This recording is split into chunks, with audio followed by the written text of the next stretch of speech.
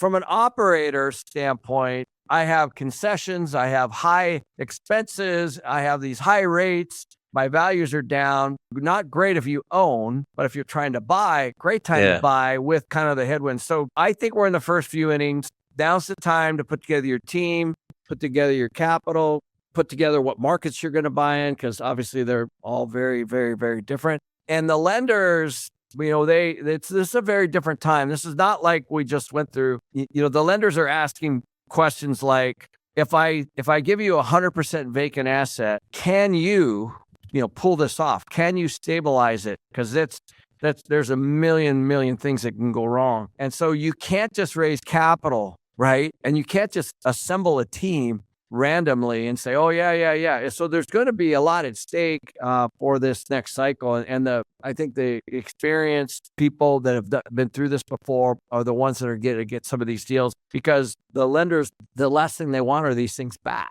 Right. So you've got this really interesting time where I think the next 4 or 5 innings are going to be certainly 27 and early 28. And then the interesting thing, Jeff, is that higher interest rates also shunted supply. So when rates went up, like if I have a piece of land and I was going to build it at 4% or 5%, and now they're 8 or 9, I'm like, I'm going to pause. It's still a vacant piece of land that I own, but I might not build something on it, right? So if you take a look at the future supply, it dropped off a cliff in 24 and 25. So you've got the supply drop off, this absorption happening, and that is going to cross. The line will cross in late 27, potentially early 28. And then at that point, you're going to see significant rent growth again, because as always, everybody's way behind this.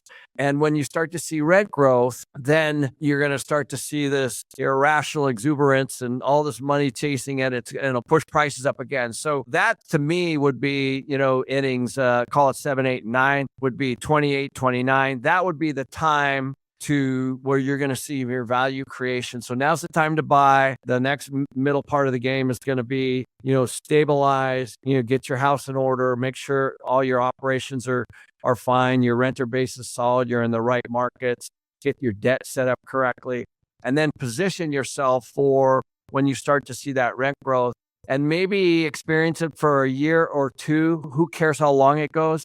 But then start to exit positions, and that's essentially what our plan is. So there's the setup, and it sounds like you got a pretty good window, but like you're saying, it's not as long a window as you think, because there's a lot of homework to be done, a lot of stuff to get in order before you get there. So then everything starts to ramp up. You're right. Everybody gets exuberant again. Then prices start to really rise, especially in the early stages of the upturn, which is where you really make your money because everybody's still euphoric. And so you got a lot of things to do before you can even get to that point, which means, so I guess it really brings us back to where we started. That's why you need to be looking right now, getting your ducks in a row, because the time runs out much more quickly than you think. Yeah. And not all markets are identical. So I'll just give you like 2 things that could not be further from different. Well, one is in downtown Phoenix, which is an area that, in my opinion, I would never buy, but a lot of out-of-state builders buy. I'm talking about multifamily specifically. They built a lot of property down there. Gorgeous, garage parking, elevator, rooftop pools, all that stuff. It's not uncommon for you to see 2, 3, even at one time they had 4 months free on a 12-month lease, which means that way more supply for the people. So great if you're a renter, right? But not great if you own it. Not great if you lending on it. Not great if you invested in it. But you can literally go 5, 6 miles away to Tempe, Arizona, which is where Arizona State is. It's a tale of 2 cities, man. Like highly occupied, not a lot of excess land. Wasn't overbuilt. The market's still growing. This is why market selection is so important, because, we looked at downtown Phoenix and we looked at some areas like West Phoenix or the West Valley. And we're, of course, in Dallas and we're in Vegas and we're in Salt Lake City. And right now I'm in Idaho. And, there's other markets that we're looking at. But the point is, each one has a very different recovery cycle based on supply and based on the amount of people that are coming. So you got to be very, very careful. And that is really important as you start to head out into that NE 7, 8, 9, because, a market like downtown Phoenix, that could push out significantly longer, right? And then, of course, there's a whole bunch of economics that don't always add up when you're holding something that long. Well, Ken, let me ask you one more question before we wrap up here. Then, are you seeing, since you're saying there's such a regional or even interregional differences, is there places that you look at right now and say this is where things are getting really bad? I mean, you always hear about the South, because the South tends to be high beta and high volatility and variability. Is there places that you're looking at right now that suggest, hey, this is where things are getting really bad really quickly, and this is maybe where you want to look for the bargains? And then there are other places that are doing really well that you don't really want to go waste your time on?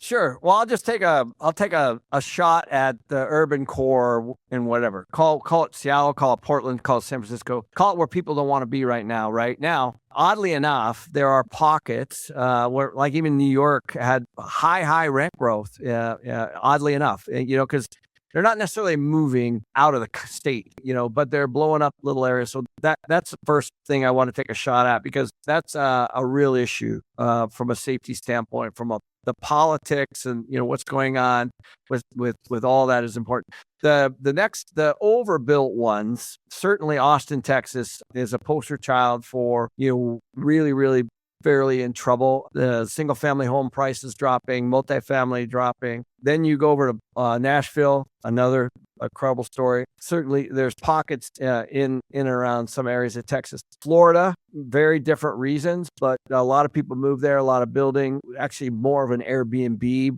bust there. So there's little things going on. The Midwest has actually been really pretty stable, pretty neutral. So yes, market selection is everything. And again, they're not necessarily like, I personally love Nashville and Austin long term, but you've got so much supply there, and like Nashville's not that big of a town when you're looking at a metro, so you start to look at what's the in-migration, how many people are moving there, is it affordable still, and all of the things that affect why somebody would move somewhere. So all that's really important. So for us, we look at where are people going and what's the supply and how long will it take for this to correct. So basically, who made the biggest mistakes and how can we help them correct it? Yeah, exactly right. I mean, that's what makes a free market, right? Like I said before, if you're on the good side of it, you're part of the correction mechanism, which means you get to pick up tremendous opportunities from other people making mistakes, which is, you think about it, that's one hell of a business to be in, right? Yeah, right now. And, to your point, the banks, they're not set up to own real estate, as you know. No, they tried that, 20 years ago. They don't want to do that again. Yeah. So we're getting into that situation again where you've got people that don't really understand it.